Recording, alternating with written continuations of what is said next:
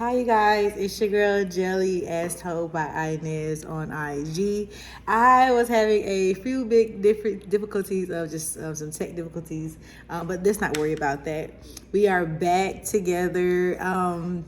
With the Bible basics, and we will be just going over a quick view, not a quick view, but just diving in a little bit to the story of Abraham. His name was first Abram, but of course it was changed to Abraham later on. God gave him that name, and so it's just, his story is just so powerful because it has just so many different, like, just not versions, but so many different nuggets that you can definitely take from. So I definitely probably would do this in a 2-part series. So I'm probably just gonna like run through his whole entire story, just a recap of the different things and not dive in too much in detail. Some things I will go into detail with, but just giving you a quick overview. I believe his story is is Genesis chapter 11 through chapter 20. And that kind of gives you the foundation of where Abraham started, God's promises to him, and just different things. And so I really, really encourage you guys to go read those chapters. Genesis 11, chapter 11 through 20, just gives you that foundation of Abraham's life. And so the first nugget I definitely want to point out is God blesses Abram. God blesses Abraham, and I'll say Abram and Abraham vice versa, because just throughout the story of his life, that's what he was called. And so God blesses him. God promises him to be the father of many nations. And so again, that promise did not manifest like immediately. So, Abraham had to wait and be told this promise, even when things may not have looked like it in his life. He told him he would bless those who blesses him, and he will curse those who curses him. And so that kind of shows you where God is that sovereign God, where he is the person that deals out blessings as well as the person that deals out curses when need be, when you're messing with his chosen one. So if you're a chosen one and people mess with you, do not worry about it, because God got your back like chiropractic. When I tell you, his word cannot return to him void. It cannot be. So when God promised you something, and everything that God promised Abraham came to fruition. So that just shows you and gives you faith. If you're down on your luck, if you feel like, all hope is lost, no, God promised you something. Just hold tight to that promise and keep the faith. And so, definitely, he promises that to him, even when circumstances may not have looked like it. It's like, okay. And as well, it kind of goes through when, but God, in order to fulfill that promise, God told Abraham to move. And basically, he didn't say wherever his foot will tread. That's a different Bible verse. Wherever his foot tread, wherever your foot steps upon, that basically that's yours. He basically said that I have promised you, things that wherever you're gonna go, I got you. So, but Abraham had to leave for where he was at. And during this time where he was, migrating to different places, he actually, ran into a situation where he had to kind of lie. And I was like, Abraham, why'd you lie? But we all do that. Even myself, tell little white lies or tell things because we're more fearful of men versus having that reverence and fear for God. Abraham basically, Sarah, his wife, was very, very beautiful. And so back in the day, it was just, it was vicious when you had a pretty wife. I can only imagine what my husband would go through. I'm just messing around. But definitely, like, if you were very, very good looking, male or female, but in this instance, female, and you were already married, sometimes depending on like how evil that person may be, that ruler may be, if they wanted your wife, they would kill you. And so Abraham kind of showcased his fear for men in the sense that he was going through a city and he was like, hey Sarai, I'm gonna need you to lie and say that we're brother and sister, because if they say that, if they find out that you're my wife, they may end up killing me because how beautiful you are, and take you as your wife. So let's just lie and tell them that you're my brother and sister, because they'll spare my life first off, and then they'll show us favor because they want interest in you. And so Turns out what Abraham said was true. They liked it, Sarai, and one of the, I think this it was the Pharaoh. He liked it, Sarai. He was about to take her as his wife, and immediately plagues start to come onto that nation around that Pharaoh and stuff. And Pharaoh, and then as well, God warned, I believe, that Pharaoh in a dream where you should not be doing this. And then so the Pharaoh went to Abraham, was like, what's going on? Did you lie to me about Sarah? Because God told me that I think that's your wife, and if that's your wife, why would you, like, I almost laid down with another man's wife, and that would have cursed me. And in that instance, it just showed the favor of God and not man, where that Pharaoh not only, spared Abraham's life, but he gave him riches and was like, I need you to leave. I apologize for taking interest in Sarai, but the God that you serve don't play, and I need you away from me. And so, it just shows that wherever you go, if God has put favor upon you, no matter what, you should not fear man, but you should have fear and reverence for the Lord, because he got your back, and he showed that there, and that right there would have been like, okay, God, I'm just gonna abide in you, because abiding in myself, I almost got myself messed up. But no, luckily, like, that Pharaoh was very discernment of different things, and he stopped. He's like, hold up. So that kind of showcased that, cause a lot of people believe that Abraham was perfect, or he didn't have faults, but he had a lot of faults. He had different faults just like us.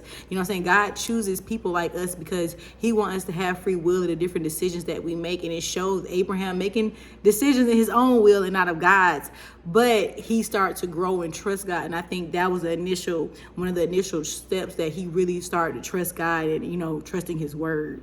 And so of course, y'all remember Lot. We'll definitely talk about Lot and have a Bible basis on Lot, but Lot was Abraham's cousin, and so Lot was with him the whole time. So after the Pharaoh gave him all that money, he gave him land, her cattle, just different things that made Abraham a very, very wealthy man in that time. And not only was Abraham blessed, but Lot was blessed also. And it started to come to a point where Abraham and Lot was so blessed that they were had a lot of things that they had to, they were so blessed that it caused issues, if that makes sense. Like when they say more money, more problems, the more it was really issues between them. It was issues between their cattle, their herdsmen, them not having enough room to actually take care of their herd and their flock. And so Abraham and Lot came to the decision that, hey, we're cool, but our herdsmen are acting kind of crazy, and we don't want their, situations and things that goes on to affect our relationship. So they had to kind of cut ways. And that stuck out a lot to me for a second, because sometimes you will be with people for a certain season in life, and you eventually just have to cut ways. I know for a fact for myself, some friendships that I have, good or bad, they could have been blessings, or they could have been, people holding me back.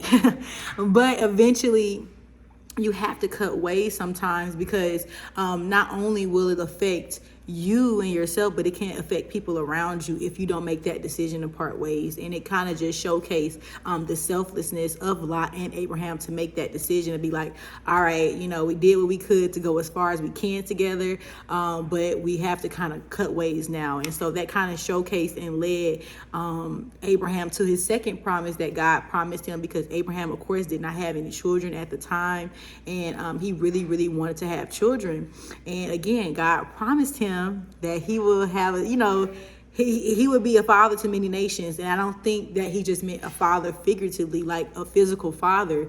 And so again, God had to reinstill that promise to Abraham and just let him know that, hey, I will give you a son. Or I don't want to misinterpret the Bible, so please go back and read that, but he did promise him a child. So, but again, God promised.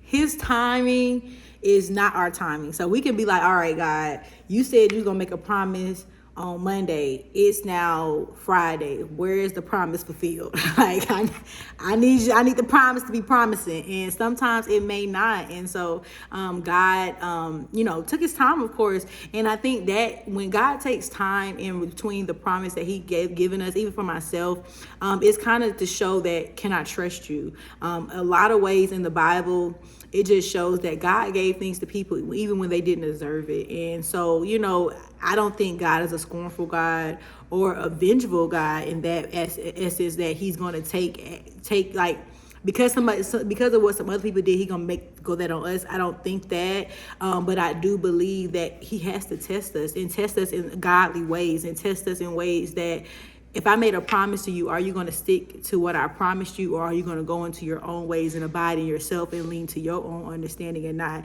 His understanding? Even for myself. And so I believe that Abraham and Sarai started to lean to their own understanding, because it took a minute, and then they were old. Like, they were very, like, at that time, a lot of people live for a long time.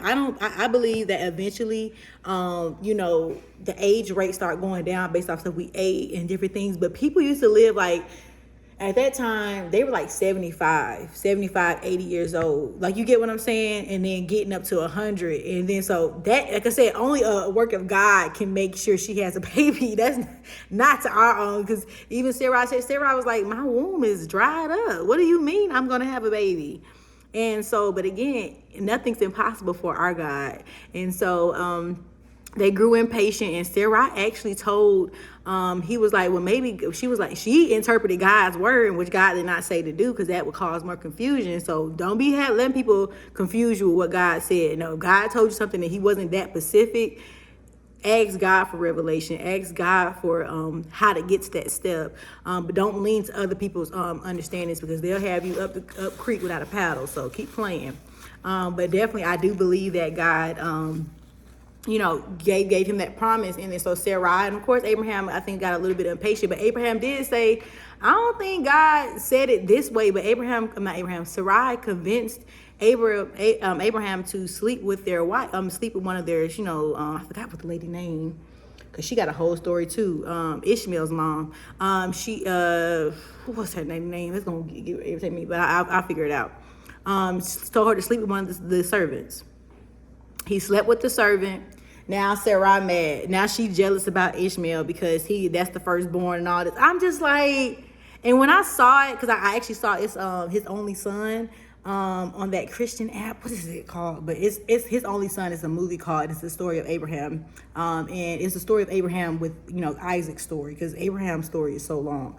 And so Sarai was getting mad, getting jealous, and just a lot of stuff. And I'm just like, ma'am, you the one that told him to go do this. But that's, again, y'all, do not lean to people's understanding, but lean to God's. Because when you lean to God's understanding, He does things in decency and in order. He doesn't do anything out of order. He doesn't do anything in the sense that will cause confusion, disarray. I'm sorry, y'all. Cause confusion or disarray or anything like that. Like, God does things in a way where it makes sense for everyone. So if stuff don't make sense and it's not in order, 9 times out of 10, that's not God speaking on that. That's not God, making that promise to you. So I always tell people to definitely seek God's word for things. Ask for clarity. Even myself, sometimes I'm like, okay, God, you said this. And God was like, I didn't say that. Like, God was like, I didn't say any of that. You said that, and that's what you think. That's what I said. I was like, okay, God, all right, you did say that. So I have to kind of make myself mindful of, different things that, just different ways. So please always seek God's, voice first before you hear the voice of others, because they can send you on a path where it's not supposed to go. But of course, Ishmael was blessed as well. In the story, I'll tell the story of Ishmael as well, but that's a whole nother thing to go into. But eventually, Abraham had Isaac, and God's promise was fulfilled. But the test, of course, not the test, but it is a test in a way, was not over yet. God really wanted to see how faithful Abraham can be And you know, God told Abraham to basically sacrifice his son. And it was just such a beautiful story, because even in God telling Abraham to sacrifice his son, you could tell Abraham did not want to do it. Abraham was like very, very like, are you sure, God? Like, he kept saying, like, God, is there any other way? Is there any other way? And he was like, God was like, I need you to go sacrifice Isaac. And even taking Isaac up there, you can just see, because again, I saw the movie, but of course this is, you know, just, it can be fictional, but that the story is not fictional. But Abraham was going through it. I could tell, like, he was just like, really, God, like, so when God tells you to do something, it may not be something initially like you want to do. For myself, I'm like, God, why do you want me to do that? Like, is there anything else that could be done? Like, are you sure you want me like to do that? Like, anything else? And so Abraham was going back and forth with God, asked, are you sure? But God, you know, word is his word. He said, do it. So Abraham was obedient. He even come to a point where Isaac like, hold on, God. Hold on, Dad. You saying we going to this mountain to make a sacrifice. Where is the sacrifice? Because at that time they took animals and stuff like that to go sacrifice. And at a point, Isaac, I think, realized that, okay, I'm the sacrifice at this point. And Isaac had to surrender his will to God, because I'm pretty sure he probably didn't want to die. He was a little young at that time. And Isaac was like, if God said it, then it has to be done. And that right there alone shows that sometimes, even in the way, even if you don't want to sacrifice something, that sacrifice is probably willing to be offered, but that's not your choice or decision. That's God's choice. And at the end of it, literally, Abraham was almost at his throat. Like, Abraham almost, you know, Isaac was about to be a goner. And God, the voice of God, that still voice of God, came into it and said, stop. And again, that just showed, like, God not only fulfilled his promise to Abraham, multiple promises to Abraham, but he tested Abraham in a godly way. Tested him to see if he was willing to sacrifice the one true promise that Abraham truly, truly wanted. And Abraham still did it. So even like, that just kind of showcases to me that even if you want success, or you want money, or you want a family, or you want marriage and things like that, what if God gives it to you and takes it away? Will you still serve God? Will you still, you know, put him first? Will you still? And that's a question I have to kind of ask myself daily too. I want different things. I could just say, for example, my daughter, just different things I need from her. And even if it doesn't come to fruition, will I still serve God? Will I still, you know, be a faithful servant to him? And that kind of just showcases me that I need to have that will of Abraham, where regardless of what I want to do or my own understanding, that I have to constantly lean to God's understanding, because leaning to my own understanding could just lead to destruction and death, but leaning to God's understanding is leading to life. And so I think we all can take nuggets and pieces from Abraham. And again, I said, because his story is so powerful, I don't know how I got that much in this little bit of time, but it's very, very powerful, and we really, really have to break that down. So we're definitely going to talk about this Ishmael, Isaac, Jacob, just the different descendants that came from Abraham. And so, and which is, turns out that was the lineage of Jesus Christ as well. So we have to get in our word, y'all, get in the Bible, because these stories are just so awesome. I say it's more juicier to me than some TV, you know what I mean? But I know I got my little shows I watch too, so I understand you guys. But definitely, I always tell you guys to get you guys' own interpretation of the word. And so please go read Genesis chapter 11 verse 20. As always, you guys, it's been real, and I'll be back with another Bible Basics soon. Bye-bye.